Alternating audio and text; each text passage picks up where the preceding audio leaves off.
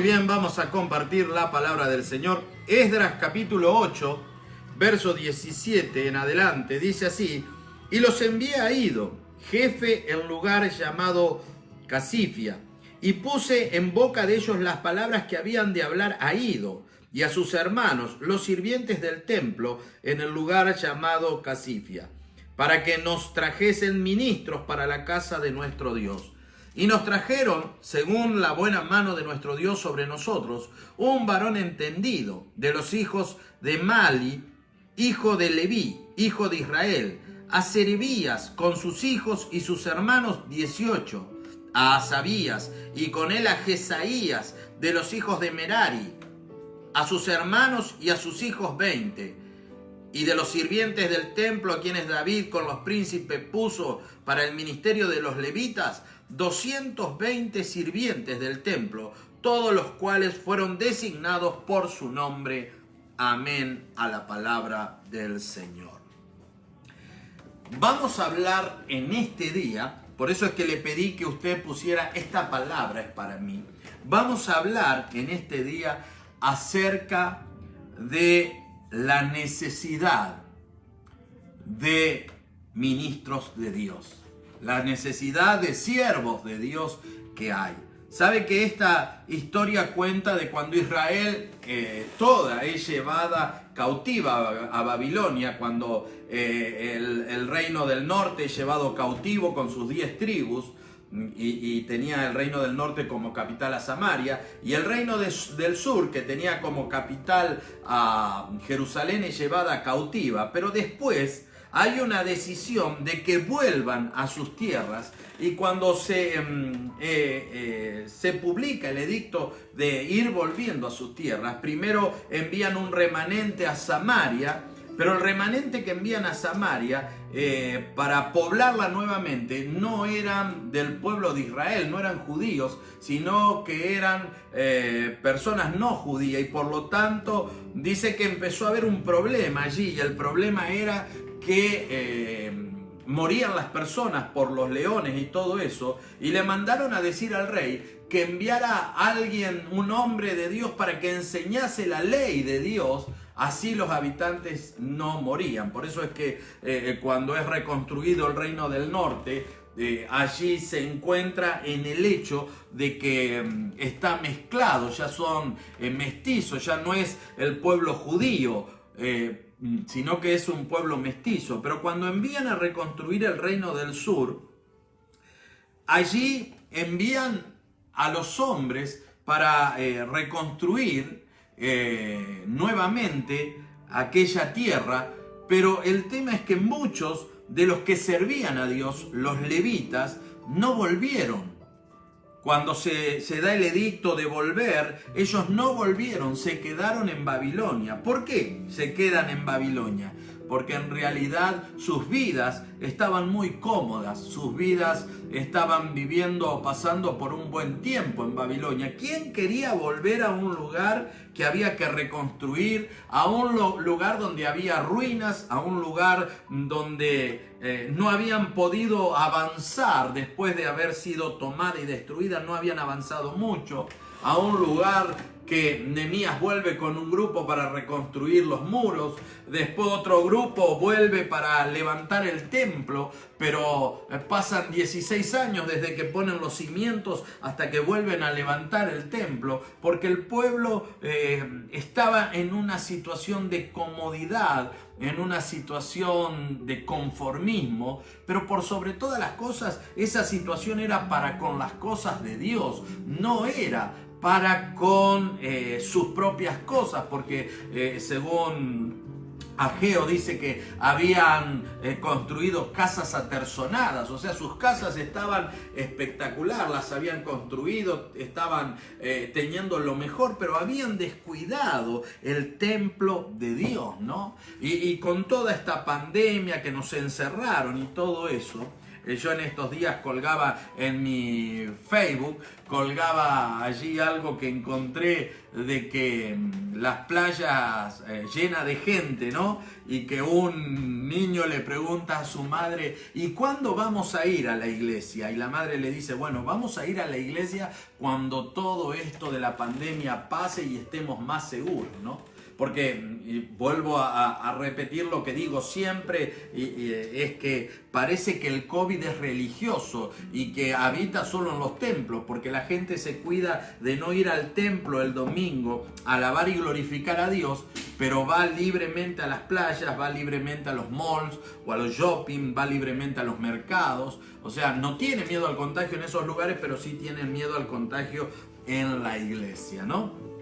Entonces, todo esto trajo una crisis, ¿no? Yo pensaba en esta mañana, me levanté con un pensamiento, y el pensamiento que yo me levanté fue, nunca más va a volver a ser igual, ¿no? Y usted dice, pero ese pensamiento, ¿por qué se levantó? ¿Tuvo algún problema? No, me levanté con ese pensamiento por el hecho de que venía meditando cómo el mundo va cambiando o cómo ha ido cambiando en estos últimos años y más rápido o con mayor velocidad estos 2 últimos años prácticamente. Ha cambiado de una manera exagerada, ¿no?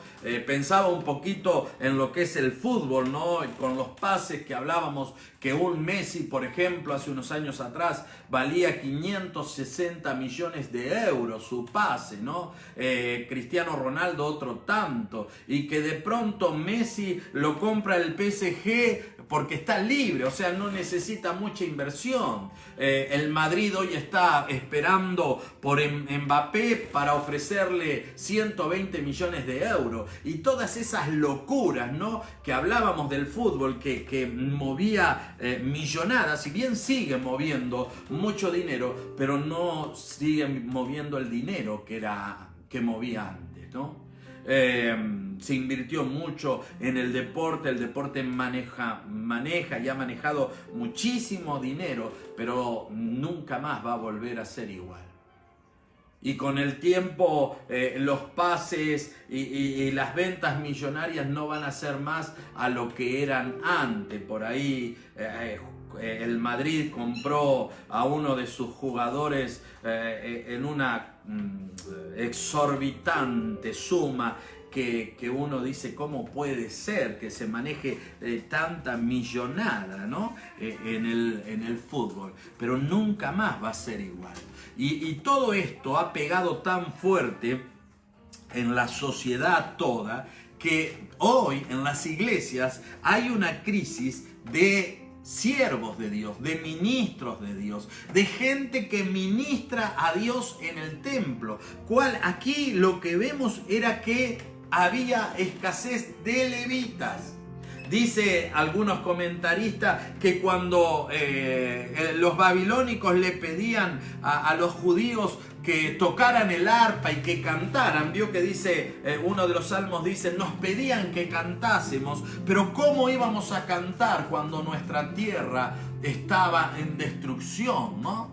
Dice que ellos se mordían los dedos y se arrancaban las yemas de los dedos para no poder tocar los instrumentos de cuerda, porque no podían alabar a Dios por el hecho de cómo estaba su corazón en el cautiverio, en el dolor del cautiverio y en todo ese sufrimiento de cómo estaba su tierra. Si bien habían llegado a ese punto por su pecado, por haberse olvidado de Dios, por ir detrás del paganismo y de un sinfín de maldades, si bien había sucedido todo eso, pero el pueblo que estaba en cautiverio no tenía el ánimo para adorar a Dios, ¿no? En estos tiempos tenemos casi la misma crisis, ¿no? Donde no hay levitas que quieran servir a Dios. Ahora, ¿cuál era la función de un levita?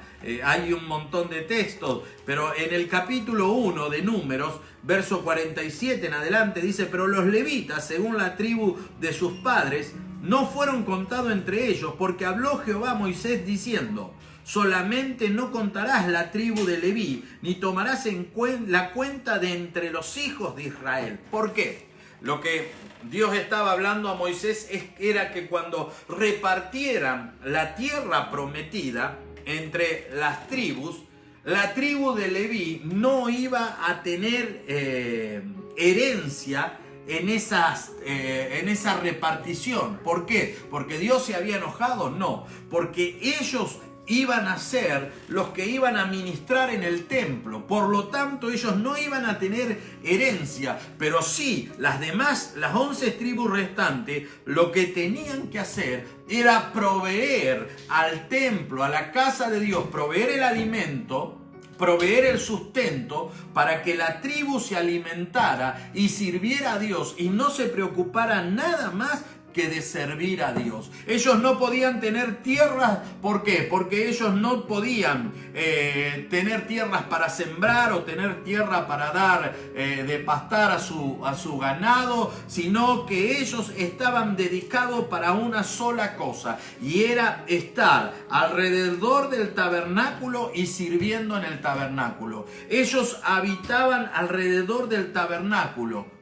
Dios había dado la orden de que habitaran alrededor del tabernáculo porque ellos eran los que ministraban a Dios, los que servían a Dios. Cuando la nube se movía, había que levantar el tabernáculo y eran los levitas los responsables de levantar el tabernáculo, de cargar y llevar el tabernáculo y armarlo en el lugar donde la nube se detuviera, en el lugar donde Dios quería allí estar. En ese lugar ellos levantaban nuevamente el tabernáculo. Fíjese lo que dice el verso 49, verso 50. Sino que pondrás a los levitas en el tabernáculo del testimonio y sobre todos sus utensilios y sobre todas las cosas que le pertenecen.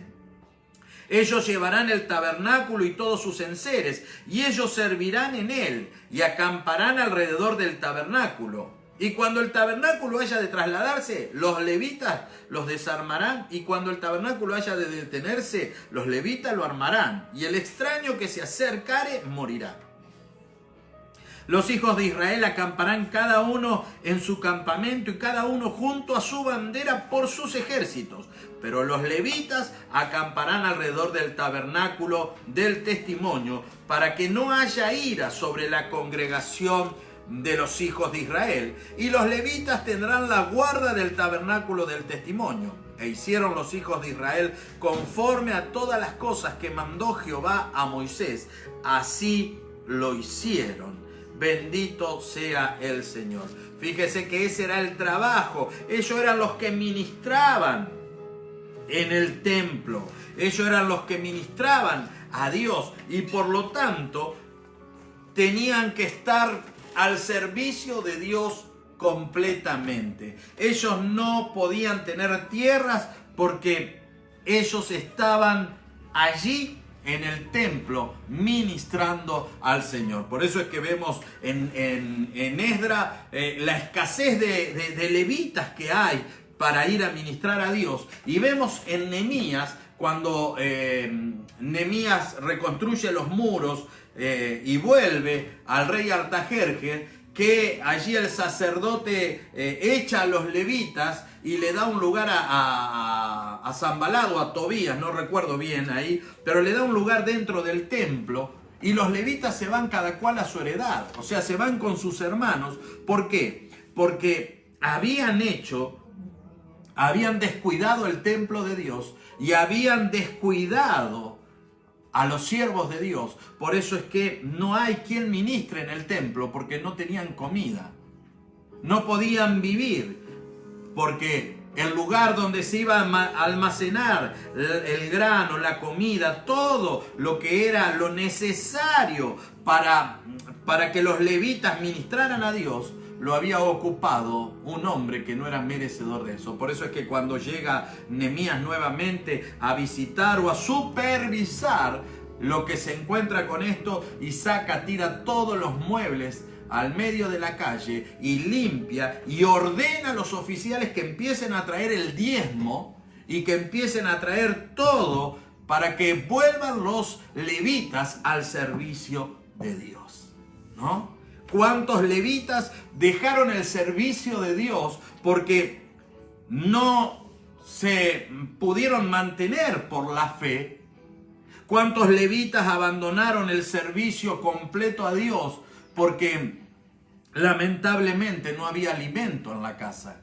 ¿Cuántos levitas dijeron, bueno, voy a terminar, voy a dejar de servir a Dios, voy a terminar mi carrera y a través de mi carrera voy a tratar de sostenerme para poder servir a Dios? Cuando el mandato de Dios era que ellos tenían que ser sostenidos por el pueblo. ¿Cuántos levitas cambiaron el confort, cambiaron la fe por el confort, por una estabilidad económica, ¿no? Y ya no quieren servir a Dios, ¿no? ¿Cómo voy a servir a Dios? No, tengo que trabajar, ¿no? Eso es como aquella canción argentina que no es cristiana, ¿no? Que dice, yo no quiero trabajar, no quiero estudiar, no me quiero casar.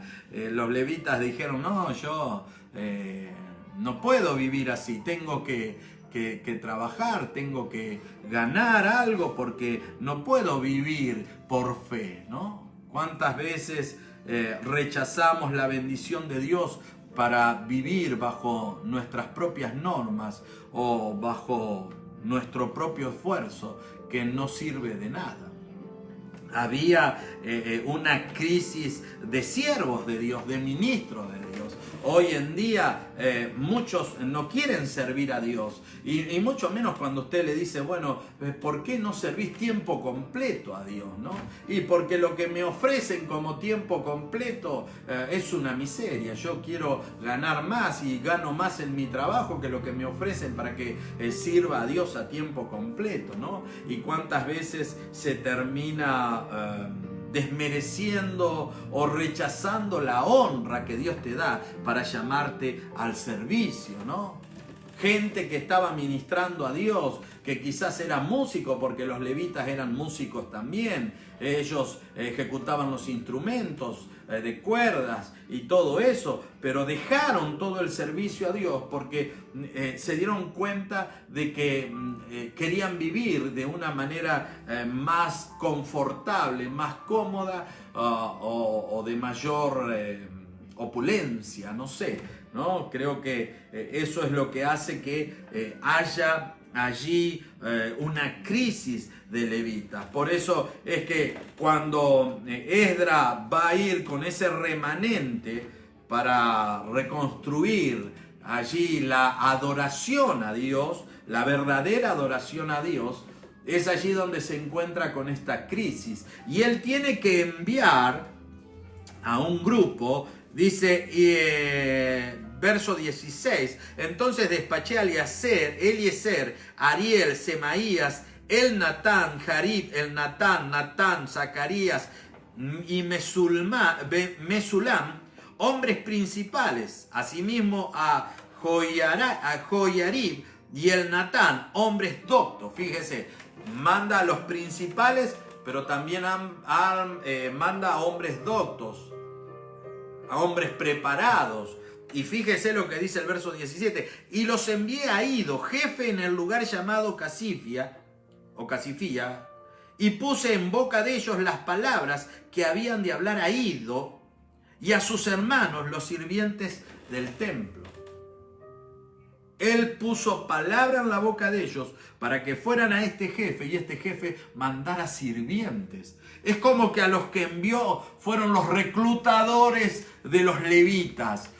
Fueron los, los que hacen cuando vas a una, por trabajo, ¿cómo es? Pero no me sale la palabra ahora. Se presentó a una entrevista de trabajo y estos eran los que entrevistaban a ver si eran o no eran las personas para el puesto que se estaba buscando, ¿no? Qué hermoso cuando uno va a una entrevista de trabajo y le dicen, usted es la persona indicada, usted es la persona que queremos, ¿no? Está contratado. Qué lindo es cuando tenemos esa honra delante de Dios de decirnos: Dios, eres la persona indicada. ¿Por qué soy la persona indicada? Porque Él me escogió desde antes de la fundación del mundo. Por eso soy la persona indicada para servirle, soy la persona indicada para ocupar ese puesto en el servicio a Dios. Y dice el verso 18: y nos trajeron según la buena mano de nuestro Dios sobre nosotros un varón entendido de los hijos de Mali, hijo de Leví, hijo de Israel. Serebías, con sus hijos y sus hermanos, 18. Mandé a que entrevistaran y por la mano poderosa de Dios trajeron a un varón entendido. Lo que él está diciendo, trajeron a la persona correcta, la persona que estábamos buscando, la persona que tiene la capacidad de estar en el puesto que nosotros estamos ofreciendo, ¿no? Y usted, cuando se presenta a una entrevista, usted lleva su currículum vitae y allí en el currículum dice que usted estudió esto, lo otro, que usted trabajó aquí, y lleva allí todas las recomendaciones de sus trabajos anteriores y todo. Pero acá la única recomendación por la cual usted se presenta es la recomendación de Dios, aquel que lo creó desde antes de la fundación del mundo. ¿No? Algunos dicen: pero a mí Dios me va a llamar. No creo, pastor. Yo, que si entro a la iglesia se mueren todos porque soy el más pecador de todos. A mí Dios, es que Dios te creó y en esa creación que Él hizo en tu vida, eres la pieza que se necesita para que encaje en esta parte del servicio a Dios, ¿no? Quizás eres un músico olvidado, un músico que en algún momento tomó malas decisiones y por esas malas decisiones sufrió consecuencias duras, difíciles, dolorosas, pero Dios nunca dejó o Dios nunca te quitó la capacidad y el talento que te dio. Por el contrario, tú enterraste el talento y no puedes culpar a Dios de que Dios lo enterró. Tú lo enterraste.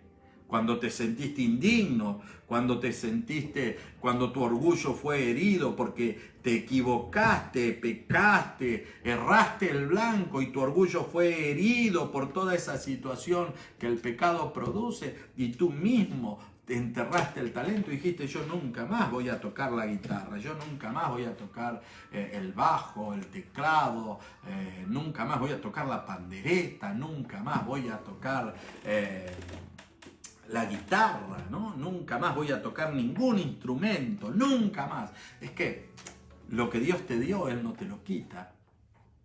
O quizás estabas sirviendo a Dios en determinada área, eres un líder, eras un ministro de Dios, que predicabas la palabra y que de pronto por malas decisiones pecaste, te apartaste de Dios y dijiste: yo nunca más voy a volver a la iglesia, yo nunca más voy a predicar a Cristo, yo nunca más. Pero aún así dice que el don y el llamado es irrevocable. Lo que Dios te da, nadie te lo puede quitar. Tú lo entierras, pero Dios no te lo quitó. Tú lo escondiste en lo más profundo, pero Dios no te lo quitó. Lo que Dios te llamó a hacer, Él lo quiere hacer, Él lo va a hacer. Pero tú eres el que tienes la decisión de seguir estando en el confort y la comodidad de Babilonia, o de venir a reconstruir la verdadera adoración a Dios. Necesitamos en estos tiempos, Dios busca, al igual que buscaba Esdras, hombres que sean entendidos en el servicio de Dios, y hombres como buscaba el rey David, ¿no? Que buscó a 200 de la tribu de Isaacar. ¿Por qué? Porque eran hombres entendidos en los tiempos. Dios te está buscando, Dios te está llamando. Es hora de que dejes de resistirte al llamado de Dios, deje de darle vueltas al asunto y de una vez por todas te pongas sobre tus pies y le digas al Señor: heme aquí, Señor, aquí estoy. Que le digas al Señor como le dijo Isaías. Isaías dijo al Señor: ¿a quién enviaré? ¿Quién irá por vosotros? Y dijo Isaías: heme aquí, envíame a mí. Que seas un Pedro, que mires a Jesús y le digas: Señor, te seguiré. O que lo dejes todo por seguirle a Él. Dios está buscando en estos tiempos hombres que sean entendidos para restaurar la verdadera adoración a Dios, que fue burlada. Esa verdadera adoración que fue desechada, porque hombres amadores de sí mismos, amadores de placeres, de deleite, quitaron la verdadera adoración para manipular a los pueblos, para manipular al pueblo de Dios.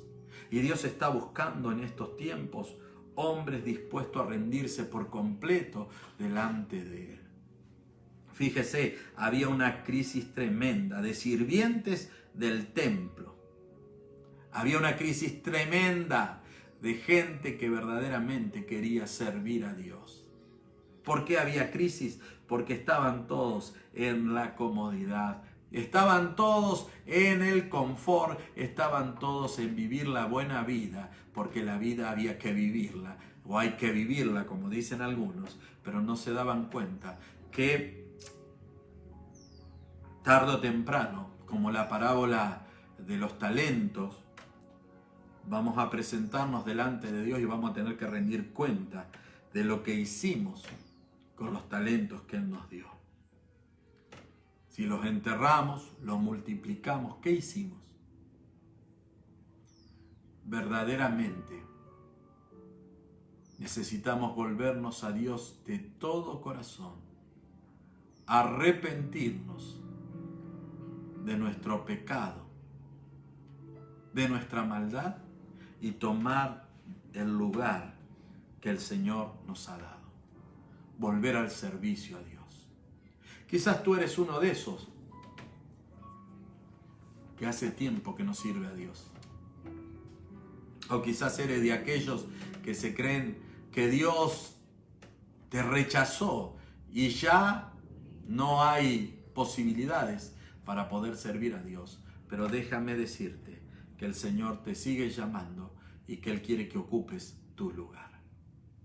Necesitamos hombres y mujeres al servicio de Dios, hombres y mujeres dispuestos a vivir en la santidad, a manifestar la santidad y a enseñar al pueblo a adorar verdaderamente a Dios. Necesitamos hombres y mujeres dispuestos a sacrificarse a sí mismos para que otros vivan. Recuerda, el Señor Jesús se sacrificó a sí mismo para que tú y yo tengamos vida y vida en abundancia.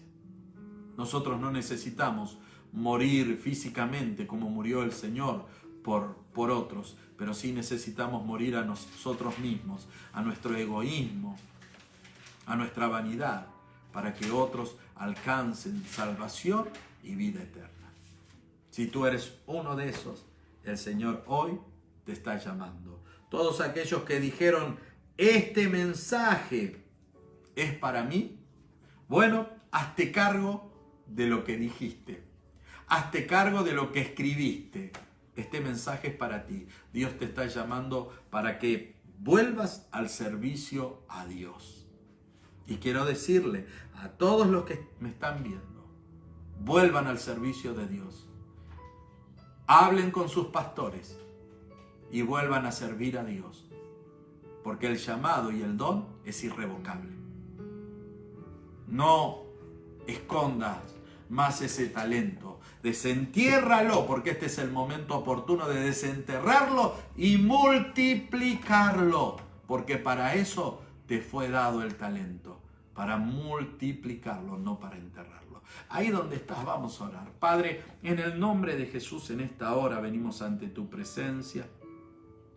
dándote gloria y honra. Señor, sabemos, entendemos, comprendemos, Dios bendito, que hay una crisis tremenda, donde muchos dejaron o abandonaron la fe para ir detrás del confort, detrás de vanidades ilusorias, detrás de placeres, deleites, detrás de cosas perecederas, superfluas. Lo sabemos y tú lo sabes mejor que nosotros. Pero en esta hora yo te ruego que tu Espíritu Santo vuelva, oh Dios, en este día a arder en el corazón de cada uno de los que está viendo este mensaje, los que están escuchando y viendo este mensaje. Vuelva a arder el fuego del llamado, Señor. Que se levanten aquellos Jeremías que dicen: te quise negar, dije nunca más me acordaré de ti, pero dentro mío ardía un fuego. Que ese fuego del llamado arda en los corazones de una manera intensa, Dios bendito, al punto tal de que no lo puedan soportar hasta volverse a ti, encaminarse en el llamado y multiplicar los talentos que le diste, Padre eterno, para hacer tu obra. Que puedan entender, Padre bendito, que tú eres nuestro proveedor, que tú eres nuestro ayudador, que tú eres nuestra esperanza, que no debemos temer, porque tú nos proveerás conforme a tus riquezas en gloria. Padre mío y Dios mío, yo te ruego en esta hora que ese fuego arda, el fuego del llamado, en cada vida y en cada corazón, y que arda con mayor intensidad hasta que tomen su lugar, oh Dios, en el servicio, en el ministerio, hasta que tomen su lugar, oh Dios, para engrandecer, exaltar y extender tu reino hasta lo último de la tierra. Padre mío y Dios mío, te bendigo, te glorifico y te exalto, mi Dios, y te agradezco por este día, por esta palabra, y porque este es el momento oportuno en el cual tú estás levantando hombres entendidos en los tiempos, hombres espirituales que buscan, oh Dios, la dirección divina, hombres que se niegan a sí mismos para seguirte, servirte, honrarte, engrandecerte, hombres dispuestos a multiplicar todo lo que tú pones en sus manos. Padre mío y Dios mío, te doy gloria y te doy honra ahora y siempre. Amén y amén. Y si estás por primera vez, el Cristo de la gloria te está buscando. Solo tienes que rendirte delante de Él, entregándole tu corazón. ¿Y cómo lo haces? A través de la oración. Así que si querés rendirte a Él y responder al llamado de Él en este día, di conmigo: Señor Jesús, yo te acepto como mi Señor y Salvador. Perdona mis pecados, borra mis maldades y arranca mis rebeliones. Señor Jesús, gracias por entrar en mi corazón. Anota mi nombre en el libro de la vida.